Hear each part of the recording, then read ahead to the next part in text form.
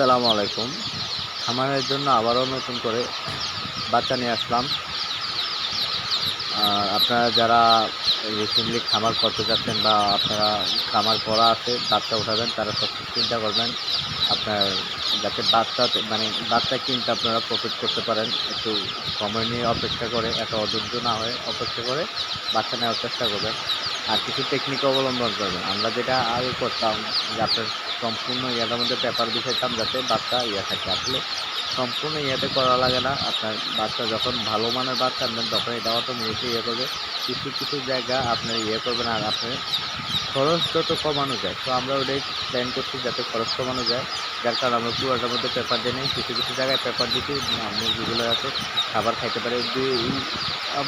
দুই একদিন এভাবে খাবার দিলেই মুরগিগুলা আপনার খাবার পাত্র কিনে যাবে, খাবার ঠিকমতো খাবে। যাই হোক, আমরা এদের কাছে ওদেরকে আলহামদুলিল্লাহ আমাদের বাচ্চাগুলো যেন সতেজ টাটকা, কারণ আমরা দিনের বাচ্চা আনছি, রাতে ফুটাইছি, সকালে নিয়ে আসছি। ঠিক আছে, আমাদের বাচ্চাগুলো অনেক ভালো। আর এগুলোর জন্য আমরা আপনার প্রথম বাচ্চার জন্য আমরা স্যালাইন, তারপর হচ্ছে আপনার গ্লুকোজ, দেন আমরা নাভি শুকানোর জন্য ভিটামিন সি ব্যবহার করি। আপনারা চাইলে যারা নতুন খামারে আছেন আমার ভিডিওটা দেখতে পারেন, এমনকি এগুলো আপনারা অ্যাপ্লাই করতে পারেন। অবশ্যই আপনাদের এখানের যারা ফার্ম করে বা আপনার মনে করেন যে চিকিৎসক আছে, পশু চিকিৎসক, তাদের থেকে পরামর্শ নেবেন।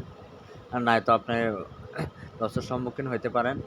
আর আপনার ফার্মের পরিবেশটা যাতে ভালো থাকে, শুকনো থাকে, আর ফার্ম একবারে যাতে স্যাঁতসেঁতে না হয়, কারণ ফার্ম স্যাঁতসেঁতে হলে আপনার ব্যবসা 12টা।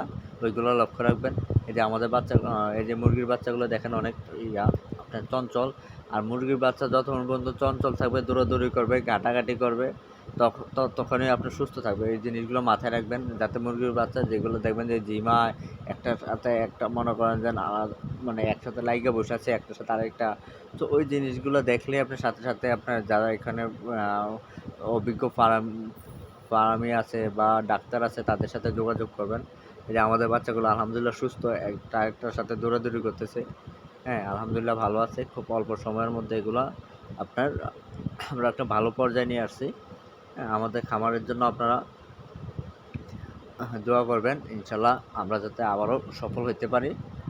যাই হোক, এই যে দেখেন, আপনারা সবসময় একটা জিনিস মাথায় রাখবেন, নতুন ফার্ম করতে গেলে যাতে আপনারা বাচ্চারা ভালো নিতে পারেন। 2 টাকা বেশি গেলেও বাচ্চারা ভালো আনবেন, কারণ বাচ্চা যখন সুস্থ থাকবে তখন আপনার ব্যবসায় প্রফিট আসবে।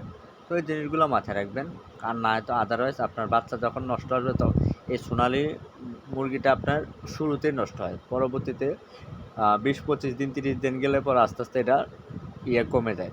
হ্যাঁ, 45 দিন পর্যন্ত এটার একটা ঝুঁকি থাকে। তারপর আস্তে আস্তে এই ঝুঁকিটা কমে যায়, মুরগি মারা যাওয়ার কমে যায়। 45 দিন পর্যন্ত মুরগিটাকে সুস্থ রাখার চেষ্টা